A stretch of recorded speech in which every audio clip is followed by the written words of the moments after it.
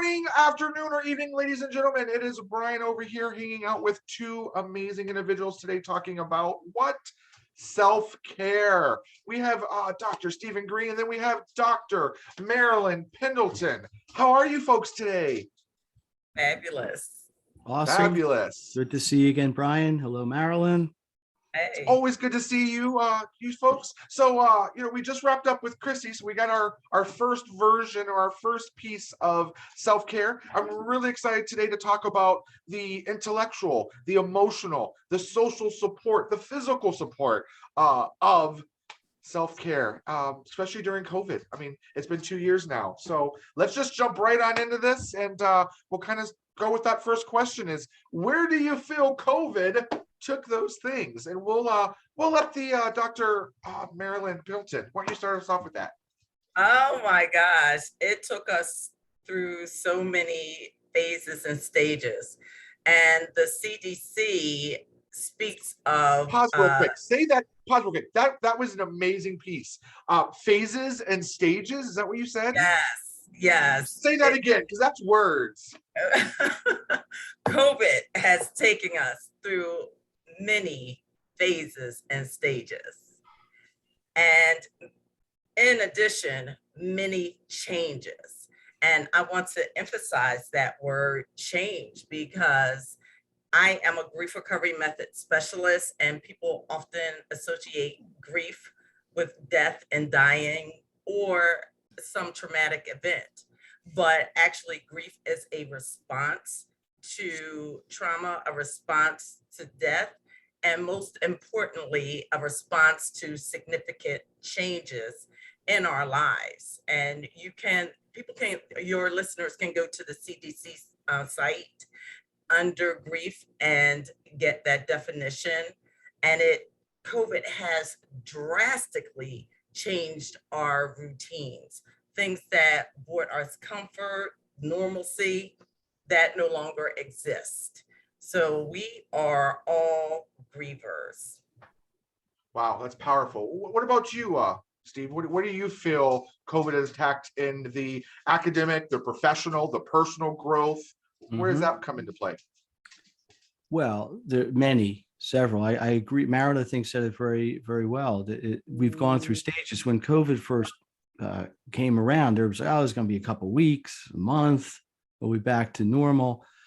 And I don't think professionally, the academic world was really prepared for the magnitude of the disruption. I'm not saying it was anybody's fault. I'm just saying they were figuring, we're going on spring break. It happened right before spring break for a lot of schools. If you think back, clearly the fallout, I want to kind of put it that way. I don't know if that's a great word to use, but the delivery of instruction has been impacted tremendously. The transition from face-to-face traditional school or traditional education to at least including the possibility of virtual remote learning is now become very mainstream. I think if you sort of layer on top of that, the prioritization, it's also, people don't think about this, it's really changed the ability to assess students' ability. It's hard to give a test to 30 kids who aren't in your classroom. I mean, the amount of cheating and dishonesty has been ridiculously high because you can't oversee it.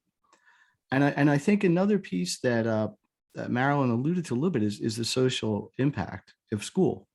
To a lot of kids, school is the center of their social life, right? Yeah, I mean, they may be on sports teams and they be in religious groups and so on, but school is certainly often a major center of their social hub. That's been disrupted, so I think you can ask a couple questions. How did we adapt? Where's it going? Things like this. But the bottom line is, people were slow, I think, to make changes initially. Now I think they've become kind of mainstream. And I'm not sure if it's good or bad. I weigh that. I'm not sure if we've adapted well, we meaning sort of, the academic world, or not. But we move on and you try to do the best that you can. So I think you made a great point about adapting, right? And Marilyn, you made an amazing point about the changes. That was your power word. How do you feel that COVID well, not even COVID, how do you feel like transition wise, we have been okay to talk about our feelings, to talk about grief, right? To want more professionally and have those resources to get it. Because those are all self-care items, right? If you're at a point where you know, hey, I need help, I need to talk to someone, then you're self-aware. I mean, you're taking care of yourself by having those conversations, by having those moments. Same thing with you, Stephen. You know, you have those moments when you make that decision to say, hey, I'm not where I am professionally where I want to be. And what can I do to get there? What is the support and help in those areas? Steve, why don't you tackle that question first? What type of support and help? Oh, Well, Steve. yeah, Greene. that's all right. Thank you. Well, my main focus is as an academic resource would be to provide people like with direct education as needed. In a broader sense, it's technique as well. I mean, people are just starting to question, you know, I mean, people always said, you know, math, what do I need math for? When am I ever going to use this? I think some of those questions have been gone from being sort of existential to be a little more practical. So I to keep this answer very concise, I see my role, as being kind of a supplementary educator in some cases for kids' school, in addition to the support I've always provided. And I think B is being kind of a resource for resources for people that want to try to help themselves in other ways beyond just what they're provided with directly. So there's a lot of examples I could give, but I don't want to go on too much. But Marilyn, how do you feel? A couple. Throw me out three. Just three. There's a lot of online tools that people can use to supplement their education. That's a long list. I think the second one, I think it's always about taking personal responsibility. In the end, if you just talk about education, it is your education, not mine, not the schools, not the teachers. So you need to take ownership of what you're doing, and you have to decide that it's an important priority for you in your life, not just a box you check like, hey, I finished 10th grade, I did my math class, I took history.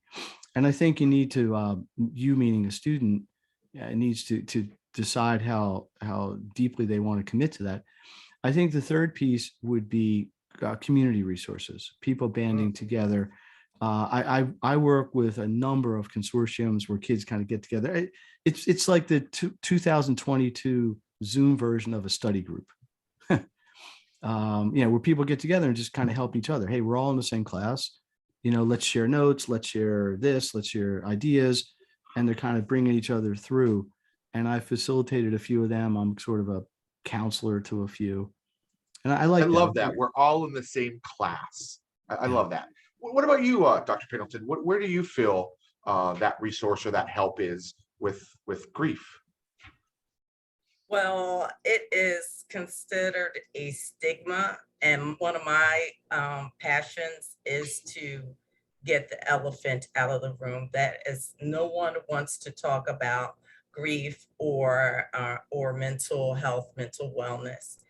And what COVID has done, it's taken the scab off and had people realize that we all deal with some type of loss, and loss is compounded. I come from the background of being a nurse. Once a nurse, always a nurse. People ask me, "Oh, you got your doctorate education. Are you still a nurse?" Yes, I am. You forgot how to be a nurse. Oh gosh. Whew. Most importantly, nurses are trained from a holistic approach, which addresses the physical, the intellectual, emotional, social, and spiritual. And this occurrence with COVID is something that is natural to us, dealing with the person as a whole, whether it is a child or if it is an adult. And what I do is I educate the public, bring awareness. I train leaders, I train businesses and school communities how to navigate loss and how to support children who've experienced any type of loss, because quite frankly, grief and loss is cultural. It's your knowledge, your attitudes, your beliefs and behaviors. And all of those things are acquired before the age of 18, before we reach adulthood. And it's very difficult. It's not that you can't change your perspective or shift the narrative, but my desire is to shift the narrative and allow people to know that what they are experiencing is normal, it's natural, and give them voice. That's why my company is called Your Voice Heard, because people need to be heard. And often they are shut down and not entitled to express their feelings and process their losses. And it's not only the students who are having a difficult time transitioning, the educators, the teachers are having a challenge, and they are most instrumental in child development. After the parents and guardians is the teacher and the school leaders. They don't know, they are suffering as well. We as a community, and to piggyback on what Dr. Greene said, is a whole approach that we all need to take a part of that. And that particular model is what the CDC has as the WISC model, and it's the whole school, the whole community, and the whole child. It has 10 elements, and the social emotional piece is very instrumental in that. We're not just talking about, and trauma-informed care is very valuable. That provides a lot of information about mechanisms, the effects of stress, complex trauma on the body, but it doesn't necessarily get to the core, and it's the heart of the matter. People's hearts are broken and they don't know what to do.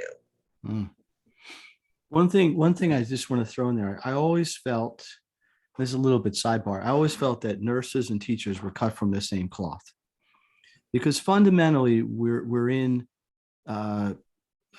careers where your main job is to care for other people, whether it's medically or academically or socially a little bit, because, you know, sometimes in health, you know, you give somebody all the medicine you want, but if their attitude isn't there or their mindset isn't where you want it to be. And sometimes the same thing with education. You know, students by definition, the goal of a teacher is to challenge them, right? I mean, at least to a point. So, and that can be frustrating for students when they're used to having success or they're not having success. And you got to kind of get them to work to get to that point. So you've got people who are in seemingly unrelated professions, nursing, medical, teaching, academic, but the core, I'm trying to think of a really good word, energy or whatever, the core deliverable is empowering people.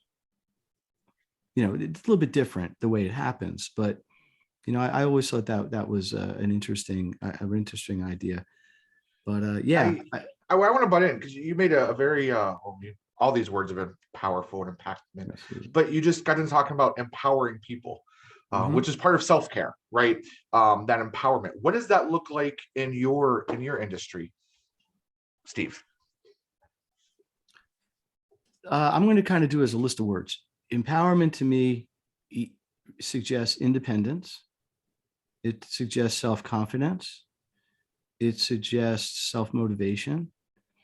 It would suggest, at least to a degree, having the tools or the resources to accomplish these things.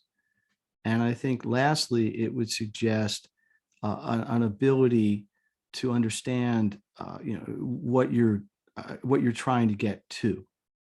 You know, it's one thing to say to somebody, hey, you know, go do something. But if there's no sort of reason for it or no outcome, sometimes they lose focus. Maybe focus is a word I should have substituted in there as well. But to me, it encapsulates elements, or maybe a lot of elements, of those 5 things.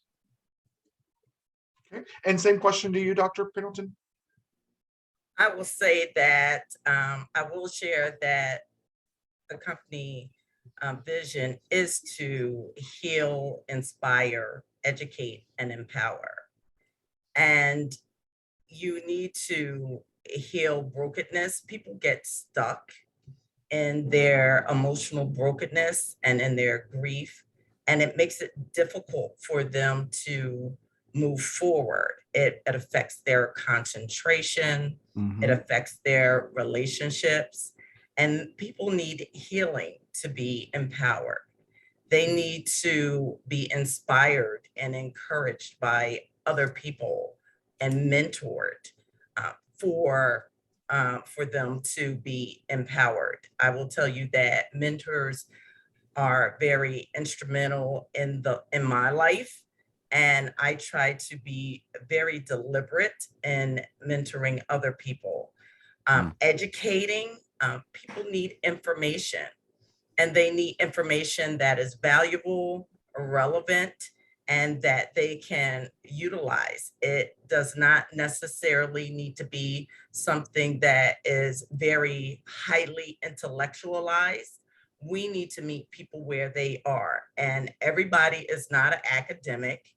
Some people do not have that level of education, and so we need to provide them, sow into them, feed them what they need so that they can understand. All those components are necessary for empowerment. And most importantly, we need policies in place to help empower individuals. And I will say this, that I was so excited when the US Surgeon General on December 7th issued on immediate release an advisory regarding youth mental health. If you have a chance, take a look at it. And that is a blueprint in the various ways that we can navigate empowering not only the children, but those who support the children and help them achieve their goals, their hopes, and their dreams. Yeah, listen, everything she said is true and more. And we could probably have a 5-hour discussion about your point here, Brian. One thing I think gets lost in the translation sometimes, and you can feel free to add to this, Dr. Pendleton. Sometimes we deal with the individual, right? But what gets lost sometimes is the ripple effect, sort of top down. So let's just say a caregiver is going through some sort of issue, traumatic or otherwise. Well, clearly the concern is that individual, but you also have the effect it might have on the people that they have to care for. It's most commonly their children, but it might also be parents. It might also be a spouse. It might also be siblings. So it kind of reminds me of the "it takes a village" sort of saying, but it does. And that, I think, in the academic world, I don't think that's addressed. I'm not sure it's even appropriate in the academic situation to go beyond the needs of the individual, but it's difficult to disconnect the interconnection of all of these things. So let's just say a teacher has some kind of traumatic issue and they're not able to deliver as well to their students for whatever reason. Just to give a hypothetical, it's a ripple effect everywhere down the line. So just grossly speaking, a large sense, the more resources, the more help, the more support doesn't just help. It's not limited to helping the individuals. It also helps the people they can help and the people they can help. So there's a exponential compounding effect of the positives of these some of the things. The last thing I'll say is, for now, I think it all starts with an awareness, sometimes a self-awareness, because some people are just in denial. That's somebody else. That's not me. Just like any ailment, right? You don't want to concede that you have a challenge. And I think that's changing slowly. I think there's a much greater acceptance and a destigmatization, if that's even a word, of people communicating challenges in terms of the trauma, their mental health. I think that's become a lot easier to have a conversation about. But that's something I see a lot. I see kids struggling, like, what's going on? I don't know, my mom's this, or, my dad's that. And, you don't really think about it that way at first. So, so that's something I've seen. I've seen a lot of that. And I don't know that the COVID world has exacerbated it and just brought it out more. And it was always there and we just didn't see it. Or if the sensitivity is higher. I'm not really sure, but I think just the truth is that there's a higher sort of level of these things that we're experiencing around us. Well, with the impact of virtual now, COVID has definitely pushed out Zoom meetings and everything can be done globally. Where do you find the resources or that self-care virtually in that piece? Dr. Pendleton, we'll let you lead off that question today. Okay, thank you. As far as self-care, being connected with any number of networking groups or just groups that you have things in common with. That the challenge is sometimes people don't necessarily have access to the technology to be able to be connected, but you can also utilize the good old telephone and have conversations with people rather Imagine than that. rather than texting all the time. It's freezing here now, but the opportunity to go out and do social distance power walking. And those, you have to be really innovative in how you connect with other people. And I find it is a time to catch up with individuals that you normally haven't had a chance to talk to, or just dive into having a hobby, writing. Some people might like to write. Some people may like to do artwork, but they've not engaged in any of that. I don't know if you remember, this is years ago, but the paint by number activity, you can get them in a craft store and things like that. I was always outside the lines. I didn't do that well. I didn't do puzzling well. I think that coloring thing came back like 2 or 3 years ago. My aunt and mother have every pattern you could think of coloring and maneuvering that around. So I think that's a great self-care piece. But something that you were talking about, finding an art piece or not. I don't think of myself of saying, hey, in my free time, I'm going to go do this, right? I think we as a society say, hey, in our free time, I'm going to clean the bathroom. I'm going to clean the stove. I've got to go take care of the yard. Like, we don't look at the things that we like to do and schedule those. Why don't we do that? Why don't we schedule those? We have to be very intentional about scheduling time to do things that we enjoy. And if anybody knows me, I'm a chatterbox. And what I find enjoyable is catching up with people that I know, but I'm also a baker. So I enjoy baking. I'm carrying some baking out of my house today. I always tell people, when you tell me you don't have time to do stuff you like, pick up your phone, okay? Pick this up, and it will tell you how many hours you spend on each of your apps. Mm-hmm. For every hour that you're on an app, you could take 15 minutes and put it for you. Mm-hmm. There's your time. Absolutely. That's a great strategy. I'm going to write that down. For every hour. What about you, Steve? What do you feel that looks like with you? Personally? Or your industry, or just as a whole? Well, personally, I think it's important to have things that you do on your own, no matter what it is. I mean, in my personal world, I like to exercise. I like music. So I find playing music to be sort of meditative to a point. I think I want to come up there and see you in Philly. and That's watch you good. play. Yeah. I got a gig in April. Oh, see, it's my birthday. Oh, okay, let us Brian's know. birthday. Let A us big know. Brian's birthday event. Yeah. What's your gig? Um, April what? I think it's the 25th. I'll have to get back to you on That's that. my son's birthday. See? Even better. See, I'll have my agent. My agent will reach out. Okay, do that. No, I look. I think sort of the obvious answers are you schedule it. Like I like to exercise. So, but for me, yeah, I'm running a business. I'm busy. If I don't get there by 6 in the morning, around 2 in the morning, it's hard to fit it in the rest of the day.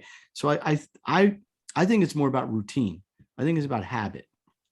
Okay. You get in a habit of self-care, whatever that means. It might be yoga, it might be exercise, it might be walking, it might be just doing nothing, might be being lazy, it might be music, might be art, it might be cooking. All these things can be therapeutic because they separate you from your stresses, at least indirectly. So I think that's important. To me, I preach, I probably use the word consistency more times than anybody else in that I know, at least. Because when I'm talking to students, I'm talking to clients, I'm talking to entrepreneurs I work with, it's all about it. Hey, consistency, consistency, consistency. That's what creates success. But you have to know what to do consistently. But once you know what to do, doing it consistently breeds success. So I preach this over and over and over to pretty much everybody. So I think in your own world, it's the same thing. It's what are you doing consistently to reap the benefits that you want to get? If you want to get healthy, you probably have to include exercise in that somewhere, or diet, or something like that. It doesn't happen on its own, especially as you get a little older. So it's habits, it's your routines. So I think it's really just that simple. And I guess you could layer into it amount of prioritization as well. What's important to you? You have to decide. There's only so many hours in a day. You got a choice. You can go exercise. You can go, go to a restaurant and eat. You got to decide what's more important to you, short run and long run. So that's it. The one thing I'll throw out here is, and I think we were going in this direction, whenever there's a challenge, one of the positives that can come out of it is opportunity, right? So say what you will about virtual meetings in terms of personal interaction, but it has opened up a huge amount of opportunity. I'm on any given week, I'm meeting with people all around the country, in some cases around the world. I mean, earlier today, I was on a Zoom with somebody from Sweden. I have somebody from South Africa, Japan later today. That would not have happened 10 years ago. Maybe even 2 years ago, maybe even 2 years ago, right? The technology might have existed, but the acceptance of it, the availability of it, the willingness of people to do it. So it's up to people to take advantage of that in ways that can benefit them. Not in an abusive way, but if somebody needs help and they need to get with somebody like Dr. Pendleton, she's available. It's not like they got to drive to her office anymore. Yeah. So is it optimal that way? I don't know. Maybe face-to-face is better, but any interaction is better than none. I think that's a great point. That's a very valid point. Any interaction is better than none. Well, with that being said, we got to wrap this up. Otherwise, we'll be on, for the next 24 hours. So don't forget, next week, we are sitting down with Davida Fink, and we appreciate you guys' opinions and your feedback on that. So, Steve, if I was looking to reach out to you, how would I do that? 2 ways. Makethegrade.net. MAKETHEGRADE.net, or I got a nice new system. Text, pick up your phone, text info, INFO, to 215-825-3323. I had to make sure I had the right number. You see him thinking? Yeah, you see, what's that number? That's when you have to dial it in, right? I never say it. I just type it. 215-825-3323. I'm going to let Marilyn have the last word here. I know she's got a lot of value, and anything else you want to share we haven't brought up, please feel free and let everybody know how to get a hold of you and your valuable services. Go ahead. Dr. Pendleton, how would we reach you? I'm excited. My new rowing machine is coming tomorrow. So I'm getting ready for the summer. But I can be Olympics 2026. Do I see you in the row? just getting back on the water would be wonderful. So I'm in training, you know, There you go. I'm getting ready for my coach. But I can be contacted at my website, and it's the letter U, the letter R, the word voice, the word, not the letter voice, the word voice, the word heard.org. So that is yourvoiceheard.org. And you can just click on there. It'll call me directly. They can subscribe and get quite a bit of information. I can be contacted via LinkedIn, Dr. Marilyn Pendleton. I can be reached there. My email address is my name, Marilyn, MARILYN @yourvoiceheard.org. I look forward to anyone reaching out to me if they need grief support regarding any type of traumatic loss, any type of loss, and educators if they need social emotional learning support, and leaders and businesses. Everyone is a griever. Everyone is a griever. I think that's powerful words. So we appreciate your time and energy today. We look forward to chatting with you next week again with Chrissy Van Das. They'll be closing out our Masterclass self-care January session. See you then. Take care.